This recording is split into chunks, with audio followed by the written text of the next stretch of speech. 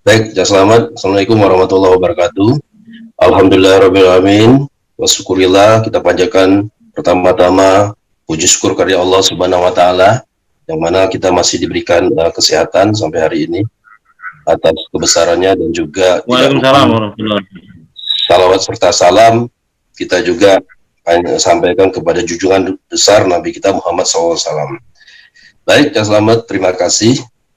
Malam ini saya diundang untuk kita berdiskusi ya, dengan tadi ada tema yang disampaikan itu potret hukum, dan juga terkait dengan Gus Dur sudah ditahan lebih dari 40 hari ya, gitu. Ini juga saya sapa juga para kiai, para ulama, para rekan-rekan seperjuangan ya. Selamat malam semuanya. Assalamualaikum warahmatullahi wabarakatuh. Baik, saya ringkas saja. Pertama, saya hanya ingin melandasi dasar-dasar daripada penegakan hukum kita ya, bahwa penegakan hukum itu perlu kita tegakkan seadil-adilnya ya, karena ini semua diatur, ada azas yang mengatur. Pertama di pasal 1 ayat 3, bahwa negara kita ini adalah negara hukum, sehingga tapi bukan negara kekuasaan. Jadi segala sesuatu itu dilakukan atas hukum atau restat ya. Jadi bukan berdasarkan kekuasaan.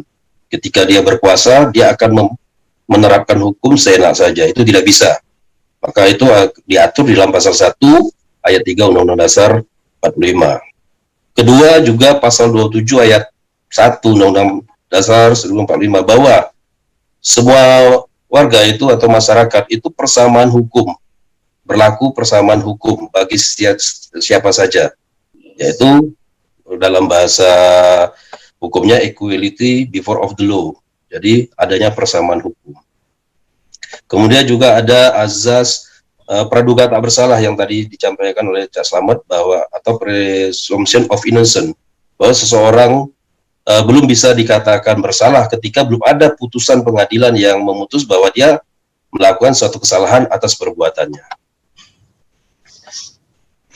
Kemudian berkembang, kita urut ya, terkait kasus Gus Nur ini, di mana kami sebelumnya juga mendampingi Gus Nur ya, ulama kita ini di Pengadilan Negeri Surabaya hingga putusan pengadilan, dan sekarang masih proses kasasi, bahwa kita memandang begitu penerapan hukum ini ada tumpang tindih ya, saya melihat. Namun Gus Nur selalu dia kooperatif sehingga sampai keputusan, baik pada saat mengikuti proses-proses persidangan yang selama ini dilaksanakan selama di Pengadilan Negeri Surabaya, itu Gus Nur selalu tepat waktu. Ya, saya selalu mendampingi Gus Nur bersama-sama ke pengadilan bersama tim-tim penasihat hukum Gus Nur yang lain. Jadi kami melihat adalah Gus Nur adalah orang ya, seorang dai ulama, istilahnya dengan dia tersentuh kasus hukum yang pertama ini itu dan di Palu, tapi beliau selalu komitmen terhadap waktu, sehingga dia katakan selalu bahwa waktu untuk berdakwahnya juga berkurang ya, terpakai baik itu harta maupun sebagainya ya, waktu juga tersita 1 hari di pengadilan negeri. Namun itu dilaksanakan oleh Gus Nur dengan lapang dada, sebagaimana yang sering dia sampaikan bahwa dia siap dengan proses hukum yang telah berjalan. Akhirnya berkembang lagi. Gus Dur saat ini, pada kita ingat bersama tanggal 24 Oktober 2020 di malam dini hari ya, pada saat itu Gus Dur ditangkap oleh pihak Mabes Polri dengan 31 personil ya, pada saat itu tanpa diduga. Kalau pada saat itu Gus Dur pulang dari pengajian. Disinilah kami menilai ada proses-proses yang kami anggap mungkin tidak sependapat apa yang dilakukan oleh dari penyidik Mabes Polri ya pada saat proses penangkapan tersebut. Kedua juga Gus Dur tidak diberikan kesempatan ya menghubungi pengacaranya. Pada saat itu Gus Dur menyebut dan mau menghubungi saya. Sampai di video itu kalau kita lihat telepon Pak Andri, ya kan begitu. Tapi Gus Dur justru handphonenya disita oleh polisi. Disinilah kami sangat menyesal yang telah dilakukan rekan-rekan penyidik pada saat itu. Sehingga Gus Dur pada saat itu belum ada panggilan sebagai saksi, langsung di malam-malam dijemput, ya, dibawa, dipaksa dan ditahan, langsung dibawa ke Jakarta, ya, sehingga belum ada proses, ya. Jadi proses tahapan pendahuluan, adanya panggilan saksi terlebih dahulu, ya, seperti yang Gus Dur lakukan pada saat Gus Dur melaksanakan, ya, perintah pada saat itu pemeriksaan di Polda Jatim. Ini sangat berbeda dan jauh sekali perlakuan yang kami anggap tidak adil, ya, pada saat proses penangkapan Gus Dur tersebut. Juga surat penangkapan pun yang ditulis sebagai tersangka itu baru ditandatangani berikut ada tim penyidik yang lain hadir di saat itu. Baik, karena ini sudah berlanjut, kemudian Gus Dur mengikuti semua proses itu dengan lapang dada, kemudian adanya proses permohonan penangguhan yang sudah dilakukan oleh tim penasihat Gus Dur, ya, rekan-rekan kita yang di Jakarta, dan saya mendapat informasi sudah 3 kali permohonan penangguhan itu disampaikan ke pihak Mabes Polri. Namun hasilnya sampai sekarang pun belum ada dikabulkan permohonan tersebut. Ini juga kita sayangkan. Apa keberatan Mabes Polri, Menurut informasi, ya, belum dikabulkan. Memang ini adalah kewenangan dari penyidik, ya, terkait dikabulkan atau tidak. Tetapi kita juga melihat kenapa tidak dikabulkan. Karena pada saat itu pun Gus Dur, kita dapat informasi di dalam sel dia terjangkit COVID-19. Nah, ini kan sangat miris dengan status Gus Dur berada di dalam tahanan tersebut. Harusnya dari awal Gus Dur juga harus berhak mendapat protektif, ya, artinya dari sisi kesehatan, karena ini menyangkut nyawa, main-main. Kita juga ketahui bersama sudah dipublikasi bahwa ada 48, ya, tahanan yang terjangkit COVID. Ini sangat juga miris, sehingga Gus Dur pada saat itu dibawa ke rumah sakit Polri, ya, dan 3 hari berikutnya Gus Dur sudah dikembalikan lagi ke tahanan.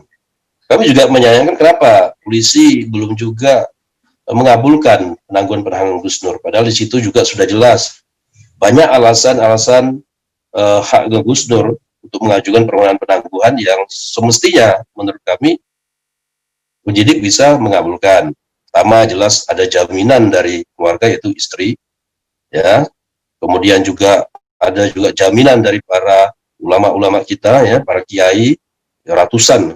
Saya mendapat informasi, kemudian ada dari tokoh-tokoh masyarakat, ya, ada juga dari anggota dewan.